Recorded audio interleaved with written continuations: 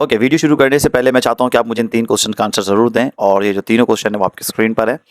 My dear all students, अस्सलाम वालेकुम व रहमतुल्लाहि व बरकातुहू and welcome to my YouTube channel Danish Zaman Jiyowala और today we are going to study the chapter number 7 agriculture and development. It's episode number 1 and here is the table of content. Today we will study in topic 1 small scale subsistence farming, then we will study cash crop farming, then agriculture products and main crops। ये बड़ा important topic है हमारे पास आज का। Then other main crops, ये और भी important topics हैं। देन उसके बाद live stock farming in Pakistan. तो आज इंशाल्लाह हम ये पांचों टॉपिक्स कवर करेंगे अपनी इस वीडियो के अंदर। So here is number 1 is small scale subsistence farming. क्या होता है small scale subsistence farming? In which small scale subsistence farm produce raw material and food supply for the people who work on them.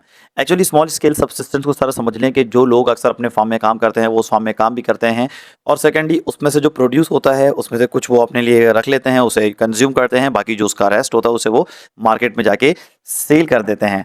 Then come to the next, in subsistence farming they have small land around 5 hectare. छोटे छोटे से ज़मीनें होती है, labours इनके unskilled होते हैं। उसके अलावा ये नॉर्मली ट्रेडिशनल मेथड जो है वो फार्मिंग का यूज़ करते हैं, जिसके अंदर मशीनरी का बहुत कम से कम इस्तेमाल करते हैं।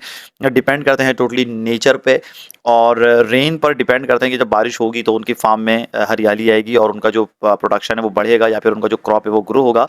सेकेंडली ये कि अपने साथ वो ड्रॉट एनिमल रखते हैं। ड्रॉट का मतलब वो जो लोडर एनिमल्स होते हैं, जैसे कैटल और उसके अलावा बुफेलोज, म्यूल्स, ताकि वो एक दूसरी जगह से दूसरी जगह ट्रैवल कर सकें, और किसी किस्म का कोई मशीनरी या फिर किसी किस्म का कोई ट्रक वगैरह वो यूज़ नहीं करते। ये है हमारा small scale subsistence farming.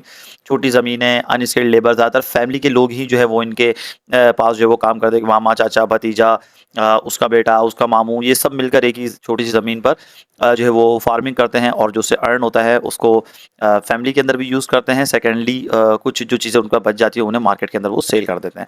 Then come to the next, it's cash crop farming. अगर हम कैश क्रॉप फार्मिंग के बारे में बात करते हैं तो ये टोटली सेल करने के लिए क्रॉप्स को ग्रो किया जाता है। एक्चुअली हम इसको लार्ज स्केल फार्मिंग भी कह सकते हैं कि बहुत बड़ी ज़मीनें होती हैं, और इसके अंदर जो है वो हमारे पास फार्मर और लैंडलॉर्ड्स जो है वो ऐसे क्रॉप्स को ग्रो करते हैं जो हाई यील्ड क्रॉप्स होते हैं। हाई यील्ड के बारे में हम आगे बात करेंगे, ताकि मैक्सिमम वो प्रॉफिट को बना सकें। कैश क्रॉप फार्मिंग का एक्चुअल हमारे पास एम ही यही है कि हम उससे प्रॉफिट को अपने मैक्सिमाइज करें। देन हाई क्वालिटी का स्प्रे यूज़ करते हैं ताकि उनके पास जितना भी क्रॉप है वो ख़राब ना हो और सड़े ना हो, क्योंकि उसका रीज़न ये है कि पेस्ट और डिजीज़ उसमें बहुत ज़्यादा लग जाते हैं। सो इससे बचने के लिए हाई क्वालिटी के पेस्ट वगैरह ये लोग इस्तेमाल करते हैं, ताकि स्प्रे कर देते हैं ताकि उन कीड़े मकोड़े उनके क्रॉप से दूर रहें। देन उसके बाद variety of crops are grown on the commercial farming, cotton, rice, sugarcane, wheat. ये सारे एक्चुअली मेन क्रॉप्स हैं जो कमर्शियली तौर पर इसको ग्रो किया जाता है। यहाँ तक कि सिर्फ ये पाकिस्तान में नहीं बल्कि इसको out of the country sell भी किया जाता है, और ये प्रीमरली फॉर सेल, ये सेल के लिए ही इनको ग्रो किया जाता है। रिमेंबर, ये बहुत बड़ी बड़ी फार्म लैंड पर बनाया जाता है। इवन 500 हेक्टर्स, 1000 हेक्टर्स, इन बड़ी बड़ी ज़मीनों पे इनको डेवलप किया जाता है। Then they sell crops on the basis of demand and government policies. Remember, government की बड़ी स्ट्रिक्ट पॉलिसीज होती है इनके ऊपर कि ये अपनी मर्जी से एक प्राइस को सेट नहीं कर सकते, गवर्नमेंट इनकी प्राइस सेट करती है। उसका रीज़न एक्चुअली ये होता है कि ताकि इनके पास टोटली कंट्रोल ना आ जाए। एक्चुअली इसके बारे में हमारी पूरी एक स्टडी है जिसको हम लैंड रिफॉर्म्स कहते हैं। वो इंशाल्लाह हम आगे चल के उसकी स्टडी करेंगे तो हमें पता चलेगा कि गवर्नमेंट पॉलिसीज़ क्यों होती हैं हमारे एग्रीकल्चर फार्मिंग में। टॉपिक है एग्रीकल्चर प्रोडक्ट इन पाकिस्तान। हमारे पास जो एग्रीकल्चर पाकिस्तान तो इतने सारे एग्रीकल्चर प्रोडक्ट को ग्रो करता है कि अगर मैं उसके नाम लूँ तो शायद बहुत मुश्किल हो जाए बताना। अब variety of crops is cultivated in Pakistan. हमारे पास जो है 2 क्रॉपिंग सीजन है, रबी और खरीफ। सबसे पहले पढ़ते हैं रबी क्रॉप्स। वो होते हैं जो हम विंटर में उसकी सीडिंग्स करते हैं, और हार्वेस्टिंग उसकी अप्रैल और मई में होती है। मतलब उसकी कटाई जो हम उसको यूज़ करने के लिए हम काटते हैं उसे, उसको अप्रैल और मई में उसकी हार्वेस्टिंग होती है। वीट, बार्ले, ऑयल सीड और पल्सेस बिल्कुल ऐसा ही है कि भाई इनको ग्रो करने के लिए आपको इनकी सीडिंग करनी है विंटर में, ताकि हम इसे समर में क्या कर सके, हार्वेस्ट कर सके। देन खरीफ क्रॉप्स वो क्रॉप्स होते हैं जो समर में इनकी सीडिंग होती है और विंटर में यह हार्वेस्ट होता है। समर मतलब अप्रैल और मई की जो गर्मी होती है, आज अब तो आप गर्मी का तो हाल आपने देखा ही है, इस गर्मी में ये सीडिंग्स इनकी होती है। देन विंटर, अक्टूबर और नवंबर में ये हार्वेस्ट होता है। नॉर्मली इनमें rice, sugarcane, millet, cotton और मेज शामिल हैं। देन हमारे पास मेन क्रॉप्स के अंदर जो है वो 4 मेन क्रॉप्स हैं हमारे पास। एक है wheat, then rice, then cotton and sugar cane. ये 4 हमारे पास मेन क्रॉप है। वीट की बात की जाए तो एक स्टेपल फूड है, मैन्युफैक्चर, ब्रेड, रोटी वगैरह जो हम खाते हैं उसके अंदर इस्तेमाल होता है, और बेक प्रोडक्ट जो होता है जिसमें केक वगैरह शामिल है, ये सब उसी का प्रोडक्ट है। बिस्किट वगैरह जो बनता है वीट से बनता है। देन हमारे पास राइस एक बहुत ही इंपॉर्टेंट रिसोर्स है कि फॉरेन एक्सचेंज के काम आता है, और हमारा जो राइस है भाई वो अर्न करके देता है हमें आउट ऑफ कंट्री से। ओके, देन कॉटन हमारे पास कहलाता है किंग ऑफ फाइबर, और ज़्यादातर वाइडली यूज होता है textile fibre in Pakistan, and it is made into clothes. Normally जो आपके पास कॉटन है वो उसको इस्तेमाल किया जाता है फाइबर बनाने में, और फाइबर जो है उसको हम क्लोथ्स में कन्वर्ट कर देते हैं। कपड़े वगैरह जो बनते हैं वो कॉटन से ही बनाए जाते हैं, और कॉटन जो है पाकिस्तान का एक मेन क्रॉप है। इसका मतलब पाकिस्तान बहुत ज़्यादा क्रॉप ग्रो करता है, और याद रखिएगा इसको कहते हैं किंग ऑफ फाइबर, मतलब दुनिया में ऐसा फाइबर कहीं नहीं मिलता जो कॉटन से मिलता है। देन उसके बाद हम अभी शुगर केन की बात करते हैं। शुगर केन इज़ इम्पॉर्टेंट, और शुगर केन ही वो रीज़न है जिससे हम शुगर बनाते हैं, ब्राउन शुगर बनाते हैं, जैगरी मतलब गुड़ जो होता है उसको हम जैगरी कहते हैं।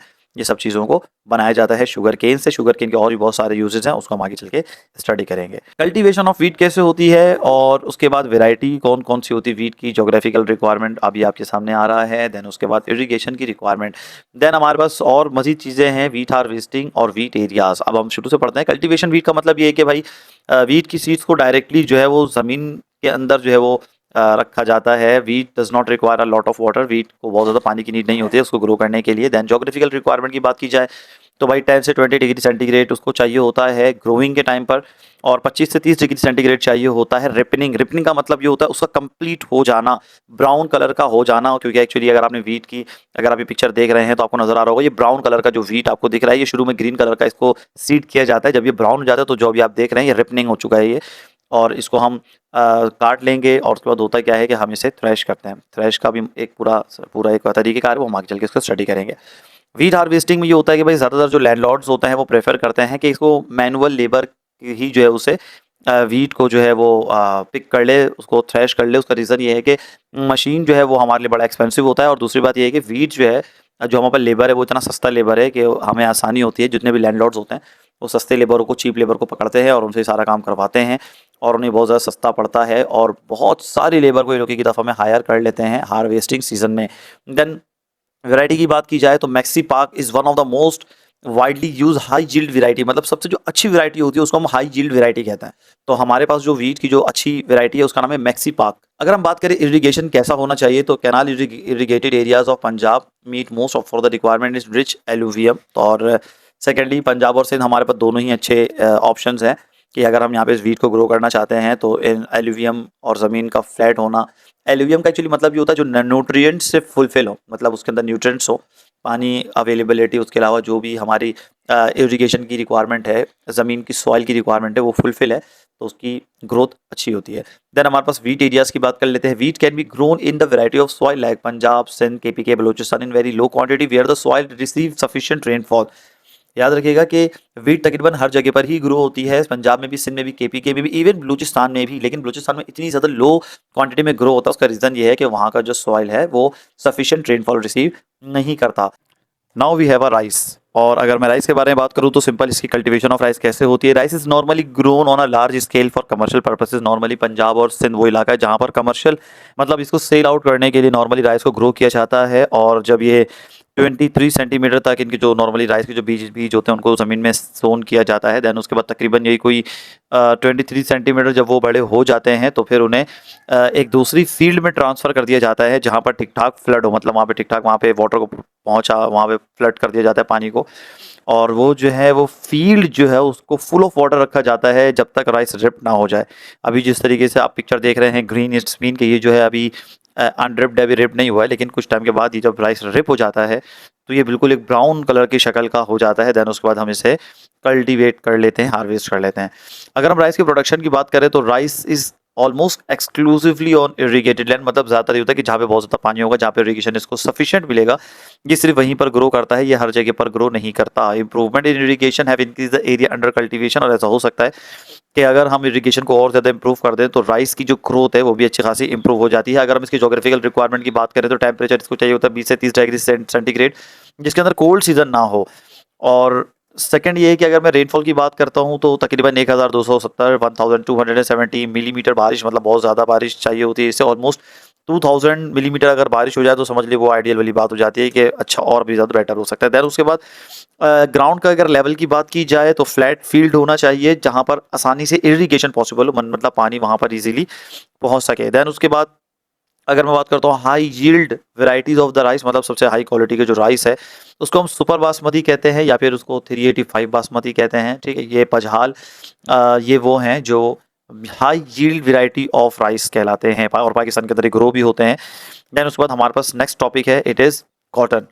और अगर हम कॉटन की बात करते हैं तो कॉटन की कल्टीवेशन कुछ इस तरह से है कि cotton seeds are sown 40 centimetre to 45 centimetre apart in the April और मई, और तकरीबन 40 सेंटीमीटर से 45 सेंटीमीटर जब ये हो जाते हैं अप्रैल और मई में, तब इनकी सीडिंग्स जो है वो तकरीबन स्टार्ट की जाती है। Field are irrigated after 1 month, और तकरीबन फील्ड जो है उसको इरीगेट किया जाता है 1 महीने के बाद। इसका मतलब उससे पहले इसको पानी प्रोवाइड नहीं किया जाता, इनको सिर्फ सीडिंग करके इनको छोड़ दिया जाता है। देन उसके बाद 1 महीने के बाद उसमें पानी डाला जाता है, इरीगेशन की जाती है। Cotton ball ripen in the dry month of October and November, मतलब जब तकरीबन ये बारिश का महीना नहीं होता, क्योंकि ना अक्टूबर में बारिश होती है ना नवंबर में बारिश होती है, तो इन सीजन्स के अंदर जो आपका कॉटन होता है वो प्रॉपर्ली रिपेन हो जाता है। मैंने आपको रिपेन के बारे में बताया कि जब वो तैयार हो जाता है, देन उसको जो है वो जो आप यहाँ पिक्चर में देख भी रहे होंगे कि वो एक प्रॉपर कॉटन, एक वाइट कॉटन के फ्लावर टाइप का बन जाता है, और उसे हैंड से पिक कर लिया जाता है।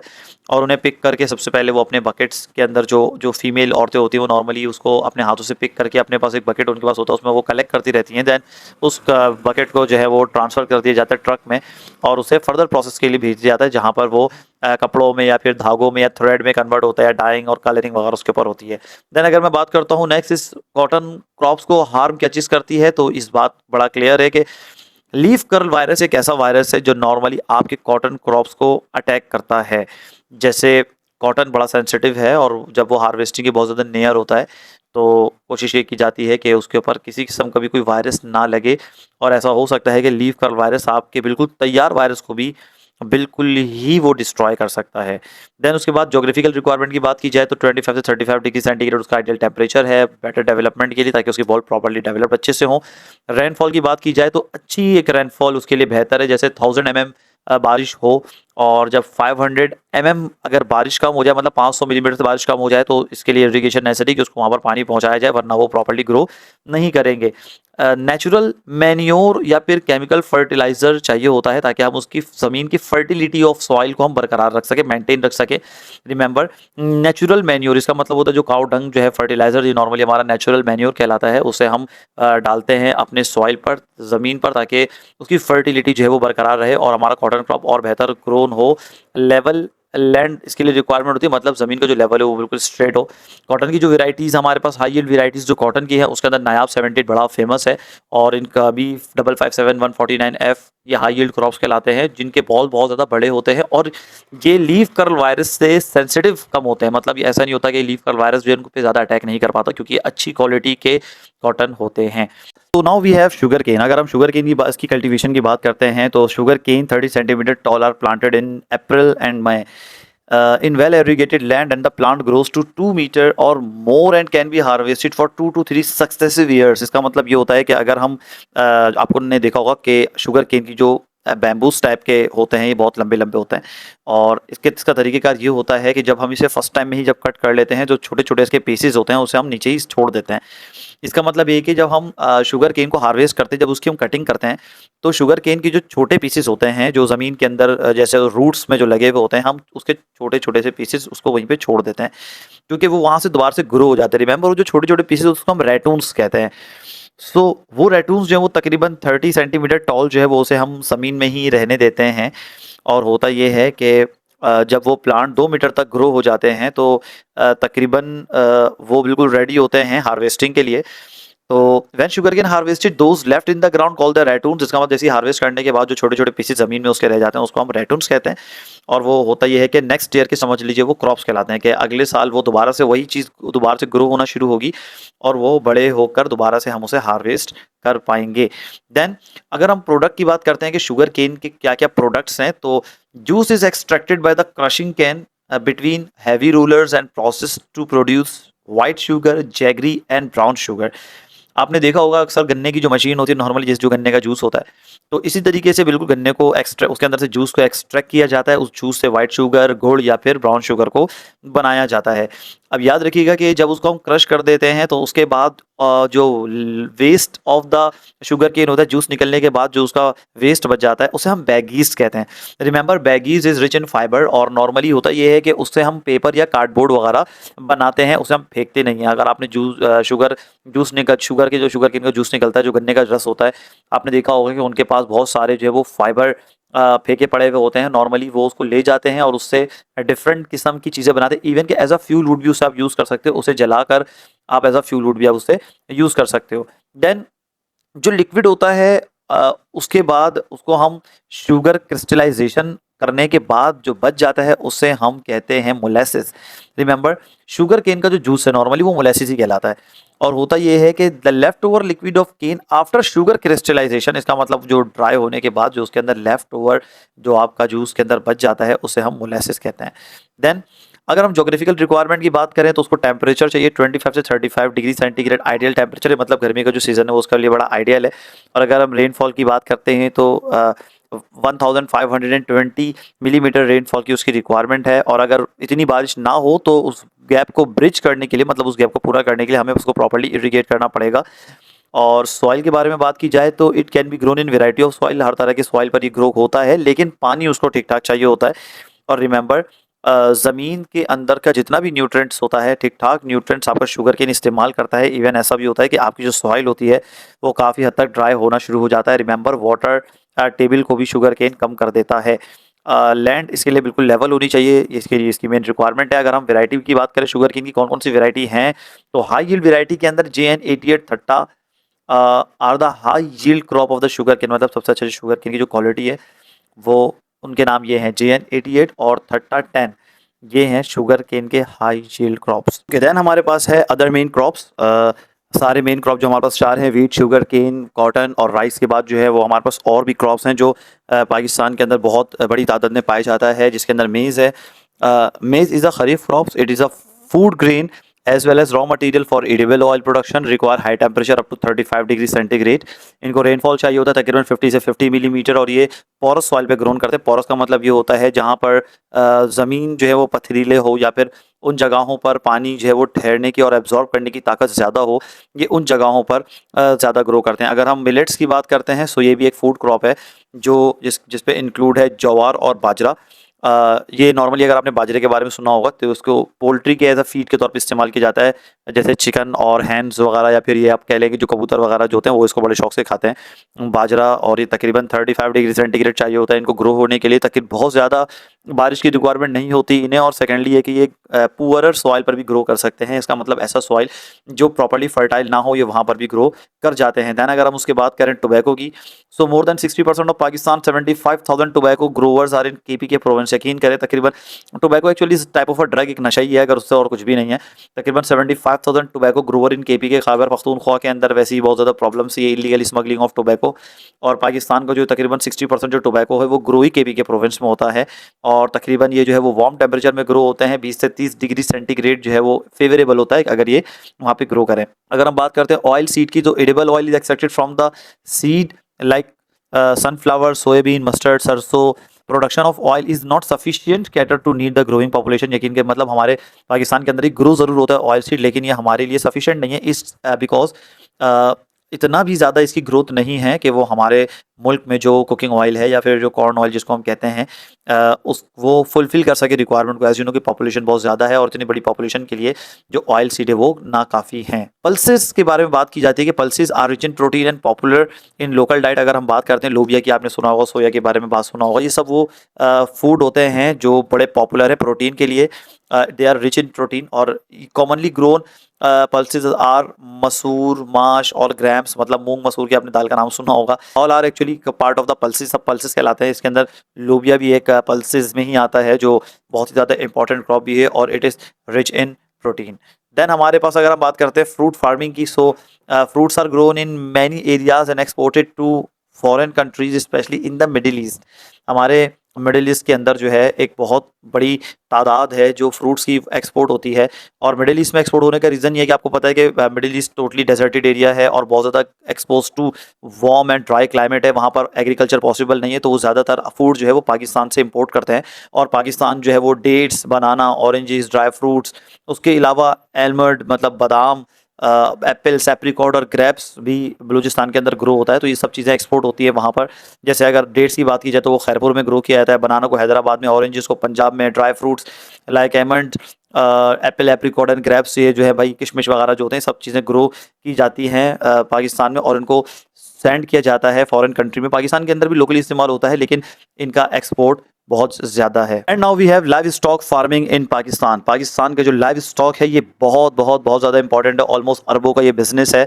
और अगर हम लाइव स्टॉक की बात करते हैं तो rearing animal is one of the oldest occupation of Pakistan. Livestock farming is also considered as a system with input, process and output. इसका मतलब ये है जानवरों को पालना लाइव स्टॉक फार्मिंग कहलाता है। चाहे हम काऊ, गोट, शीप, कैमल को हम जो पालते हैं, ये बहुत ज़्यादा ओल्ड ऑक्यूपेशन भी है। और लाइव स्टॉक जो है ये इनपुट, प्रोसेस एंड आउटपुट है। इनपुट इसका ये है कि भाई आपको इनको चारा देना है, खिलाना पिलाना है, गाय को प्रॉपर्ली उनका ख्याल करना है। देन प्रोसेस होता है, देन उसके बाद हमें आउटपुट में मिल्क मिलता है, स्किन मिलता है, वूल मिलता है, मीट मिलता है। ये लाइव स्टॉक फार्मिंग का स्टार्ट है। देन ट्रांस ह्यूमंस इसी का एक पार्ट है। एक्चुअली ये होता ये है कि बहुत सारे एनिमल्स जो होते हैं उनको हाई माउंटेन एरिया के अंदर इनको खिलाया पिलाया जाता है, इन्हें बड़ा किया जाता है और गर्मी के दिनों में इनको नीचे लेकर आ जाया जाता है क्योंकि बहुत ज़्यादा सर्दी का मौसम भी बर्दाश्त नहीं कर पाते, बर्फबारी हो जाती है तो खाना पीना इनका मुश्किल हो जाता है, तो इन्हें रेयर तो ऊपर ही करते हैं, मतलब इनको ऊपर ही पालते हैं, बड़ा करते हैं।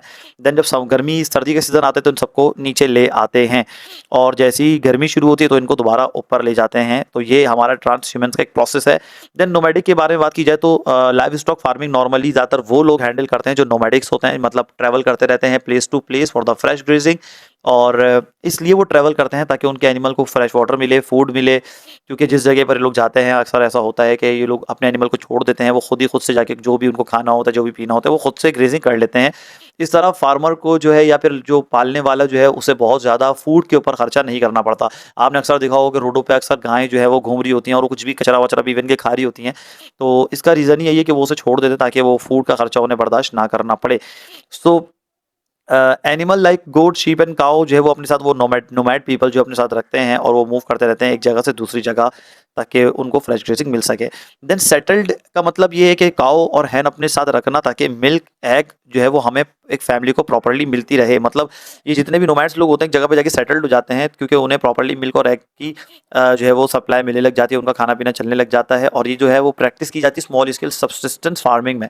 मतलब जो छोटे ज़मीनों के मालिकान होते हैं वो ये करते हैं कि अपने साथ कुछ हैन रखते हैं एग्स के लिए, काऊ रखते हैं मिल्क के लिए, बुफेलोस रखते हैं ताकि उन्हें ये खाने पीने का आइटम मिलता रहे और वो अपनी फार्मिंग करते रहे, जो चीज़ें मिले उसे थोड़ा बहुत कंज्यूम कर लें, बाकी जो रेस्ट जो बच जाए उसे वो मार्केट में जाके सेल कर दें। जो नॉर्मली पंजाब और सिंध के गाँव देहातों के अंदर सेटल्ड वाला एटमॉस्फेयर देखा जा सकता है। देन नेक्स्ट टॉपिक हमारे पास है, it is importance of live stock. Live stock हमारे लिए क्यों इंपॉर्टेंट है? सबसे पहली बात यह है कि ड्रॉट पावर। इसका मतलब अगर आप ट्रैवल करना चाहते हैं तो बहुत सारे किसानों को आपने देखा होगा गांव देहातों में यही होता है कि भाई उनके पास पूरी कार्ट होती है, उसके ऊपर बुल आगे लगा हुआ होता है और वो उन्हें खींच कर दूसरी जगह पर ले जाने की ताकत रखता है। इवन के सामान को भी ट्रांसपोर्ट करने के अंदर ड्रॉट पावर को इस्तेमाल किया जाता है। ड्रॉट याद रखिएगा डिफरेंट एनिमल हो सकते हैं, कैमल भी हो सकता है, काऊ भी हो सकता है, इवन के हॉर्स भी हो सकता है, डोंकी हो सकता है, म्यूल्स हो सकते हैं। वो सारे वो एनिमल जो हैवी लोड उठाकर एक जगह से दूसरी जगह सामान पहुंचा सकते हैं, उसे हम ड्रॉट पावर कहते हैं। याद रखिएगा कि एनिमल से हमें वूल मिलना, स्किन मिलना, एनिमल हेयर मिलना या बोन्स मिलना, ये भी एक लाइव स्टॉक का इम्पोर्टेंस है। तकरीबन हमारा लाइव स्टॉक जो है वो 13% जीडीपी में कंट्रीब्यूट करता है। हमारा जो ग्रॉस डोमेस्टिक प्रोडक्ट है पूरे मुल्क का, उसके अंदर 13% जो कंट्रीब्यूशन है वो लाइव स्टॉक की है। मतलब इनको सेल करना या फिर इनके वूल को सेल करना, फॉरेन में बाहर मुल्कों के अंदर सेल करना और वहाँ से आपके मुल्क के अंदर फॉरेन एक्सचेंज मतलब डॉलर का आना, हम अपने एनिमल को सेल करते हैं। हमारे मुल्क के अंदर एनिमल की रेयरिंग बहुत ज़्यादा होती है। देन रॉ मटेरियल हमें मिल जाता है, जैसे स्किन हमें जानवरों की मिलती है जिससे हम रॉ मटेरियल बनाते हैं, लेदर हमें मिल जाता है और डिफरेंट किस्म के स्किन से डिफरेंट किस्म के आइटम्स बनाए जाते हैं। इवन के लग्जरी आइटम भी बनाए जाते हैं जिनके अंदर बैग्स भी शामिल है, शूज़ भी शामिल है, सैंडल्स भी शामिल है। तो ये सारे आइटम भी हम एनिमल के स्किन से बनाते हैं। ये भी एक इंपॉर्टेंस है लाइव स्टॉक का। देन हमें ऑफ कोर्स लाइव स्टॉक ही वो रीज़न है कि हमें मिल्क की सप्लाई मिलती है या फिर हमें मीट की सप्लाई मिलती है। हमें अगर गोश्त चाहिए होता है या फिर दूध चाहिए होता है तो उस सब की जो सप्लाई है वो लाइव स्टॉक स्टॉक से ही पॉसिबल है, क्योंकि लाइव स्टॉक के अंदर हमारा बुफेलो है, काव है, गोट है, कैमल है, तो ये लोग ये सब ही जो है वो मिल्क और मीट दोनों ही प्रोवाइड करते हैं। मेन लाइव स्टॉक रिसोर्सेज, हमारे पास लाइव स्टॉक का रिसोर्स क्या है, तो इसके अंदर हमारे पास सबसे पहले कैटल, एज यू नो कि सबसे पहले ही कैटल है, और cattle are the most common farm animal, they are assisted by the camels to transport load and worker to farm. इसका मतलब ये है कि जो आपका कैटल है वो सबसे ज़्यादा कॉमन एनिमल है, और यही वो है भाई जिनके वजह से आपका पूरी फार्मिंग चल रही है, आपको चीज़ें मिल रही हैं, आपको दूध मिल रहा है, आपको गोश्त मिल रहा है, आपको स्किन मिल रही है। देन अगर हम बात करते हैं बुफेलोज की, so buffaloes are the main source of milk and meat. तो याद रखिएगा बुफेलो सबसे बड़ा रीज़न है पूरे मुल्क की सप्लाई ऑफ मिल्क। अगर हम बात करें तो बुफेलोज पर डिपेंड करती है।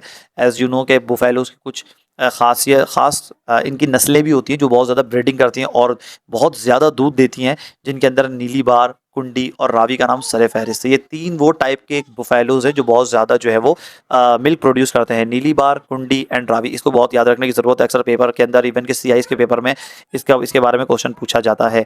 देन उसके बाद हमारे पास शीप्स एंड गोट्स के बारे में बात कर लेते हैं कि sheeps and goats are primarily for their wool and meat. Normally sheep और गोट का हम इस्तेमाल करते हैं मीट के लिए और उनके वूल के लिए, उनके चमड़ों के लिए। They do not need large grazing field, बहुत बड़ी इनकी लिए फील्ड नहीं चाहिए होती। इवन कि आपने देखा होगा कि पहाड़ों के अंदर पूरी रेवड़ के रेवड़ ये लोग घूम रहे होते हैं, जगह जगह पर इनको छोड़ दिया जाता है, और होता ये है कि या तो इनको मीट के लिए इस्तेमाल कर लिया जाता है या तो इनके स्किन के लिए इनको इस्तेमाल कर लिया जाता है। और इवन के इंटरनेशनल मार्केट में इनकी सेल परचेज भी होती है। इवन के हज के मौक़ों पर जो हमारे पास हज का जो टाइम होता है उसके अंदर एक बहुत बड़ी तादाद में शीप और गोट जो है पाकिस्तान एक्सपोर्ट करता है सऊदी अरब, ताकि लोगों के लिए कुर्बानी के लिए भी काम में आते हैं शीप्स एंड गोट्स। देन उसके बाद अगर हम बात करते हैं पोल्ट्री, हैन और चिकन एग हासिल करने के लिए, ये सब चीज़ हमारे पोल्ट्री फार्म की नीड होती है।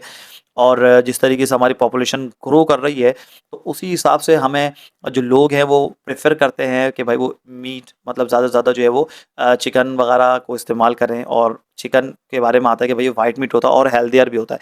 लेकिन याद रखिएगा कि मैं फार्मी मुर्गी जो वाइट वाली मुर्गी होती है मैं उसकी बिल्कुल भी बात नहीं कर रहा, देसी मुर्गियों की बात कर रहा हूँ। क्योंकि नॉर्मली जो फार्मर्स होते हैं उनके पास फार्मी मुर्गी नहीं होती, वो देसी मुर्गी उनके पास होती है जिसको वो ब्रीड करते हैं और उसका गोश्त खाते हैं, इवन के देसी अंडे भी खाते हैं। लेकिन हम जो अंडा कंज्यूम करते हैं, जो हम वाइट मुर्गी कंज्यूम करते हैं, ये हेल्दी नहीं होता, ना ये हमारे लिए बेनिफिशियल होता है, इवन कि ये हाइजेनिक भी नहीं होते। इनको इंजेक्शंस लगा के डिफरेंट किस्म के केमिकल दे के इनको बड़ा किया जाता है, जो इवन हमारे हेल्थ के लिए बहुत ज़्यादा नुकसानदेह भी साबित हो सकता है।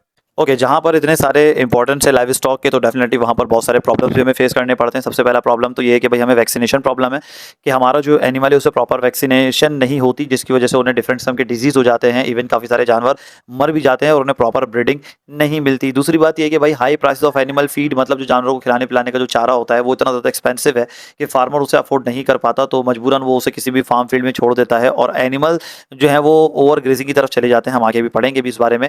Insufficient breeding for the quality, हमें प्रॉब्लम ये है कि आपको इस चीज़ को अंडरस्टैंड करना है कि ब्रीडिंग भी जो है ना बड़ी इनसफिशिएंट है। डेफिनेटली जब एनिमल को प्रॉपरली वैक्सीनेशन नहीं मिलती, प्रॉपर उनको हेल्थ केयर नहीं मिलता, तो उनकी ब्रीडिंग भी ना स्लो हो जाती है। सो अच्छी ब्रीडिंग भी नहीं होती उनकी, तो इतनी अच्छी क्वालिटी के हमारे पास एनिमल हमारे पास होते हैं। जिस तरीके से आप बाहर मुल्कों में अक्सर देखते होंगे, डिफरेंट यूरोपियन कंट्री के अंदर एनिमल या ऑस्ट्रेलिया के अंदर एनिमल जो होते हैं वो बड़े नीट एंड क्लीन होते हैं, बड़े हेल्दी होते हैं। उसका रीज़न ये है कि उन्हें प्रॉपर एक इन्वायरमेंट की क्वालिटी मिलती है। लेकिन अगर हम वही पाकिस्तान और इंडिया या बांग्लादेश या फिर नेपाल वगैरह इन जगहों की बात करें तो यहाँ पर इस तरह की बड़ी इस वजह से नहीं हो पाती क्योंकि हम उसे प्रॉपरली एटमॉस्फेयर उन्हें दे नहीं पाते। हालांकि हमारा एटमॉस्फेयर ज़्यादा बेटर है क्योंकि हमें जिस तरह का हमारा इन्वायरमेंट है, जिस तरीके से हमें पानी चारों मौसम मिले हुए हैं, एनिमल इसमें ज़्यादा अच्छे से ग्रो करता है। देन उसके बाद unhygienic condition in animal husbandry, इसका मतलब ये कि हमें बड़ा अनहाइजीनिक हमारे पास कंडीशन है। आपको मैंने अभी रिसेंटली बताया पॉल्यूशन इतना ज़्यादा है कि हमारा एनिमल उसे प्रॉपर्ली अडॉप्ट भी नहीं कर पाता, इवन के क्योंकि उन्हें प्रॉपर्ली खाना नहीं मिलता, उन्हें प्रॉपर एटमॉस्फेयर नहीं मिलता, प्रॉपर इन्वायरमेंट नहीं मिलता, जिसका बहुत बड़ा लॉस हमारे लाइव स्टॉक को होता है। काफ़ी सारे एनिमल हमारे मर भी जाते हैं। इवन इसका रीज़न ही यही है कि उन्हें प्रॉपर हाइजीनिक कंडीशन नहीं मिलती, उन्हें ऐसा एटमॉस्फेयर नहीं दिया जाता।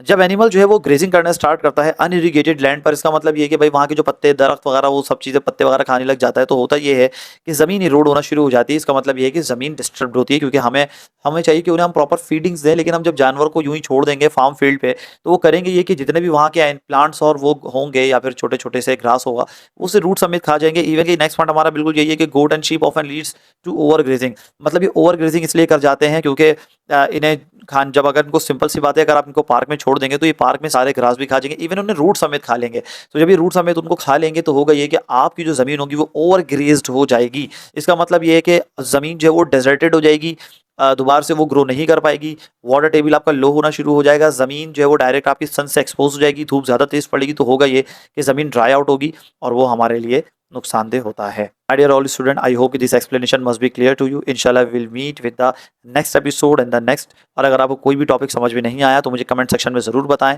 और जिन क्वेश्चंस के बारे में जो 3 क्वेश्चन अभी आपको दिख रहे हैं इसका आंसर ज़रूर दीजिए कमेंट सेक्शन में। इस वीडियो को लाइक करना मत भूलें, इसको शेयर करना मत भूलें, चैनल को सब्सक्राइब करना ना भूलें कि जब भी आपको इन फ्यूचर भी कभी नीड होगी तो मेरा चैनल आपको ज़रूर हेल्प करेगा। आपके ओ लेवल्स के पेपर में 2059/2 हमारा ज्योग्राफी का कोड है, और आप आज नहीं बल्कि जब भी आपको नीड होगी तो ये यूट्यूब चैनल पर आप यहाँ पर आके इस वीडियो को देखकर इन टॉपिक को अच्छे से अंडरस्टैंड कर सकते हैं। My name is Danish Zaman Geo वाला। इंशाल्लाह we will meet in the next episode. अल्लाह हाफ़िज़।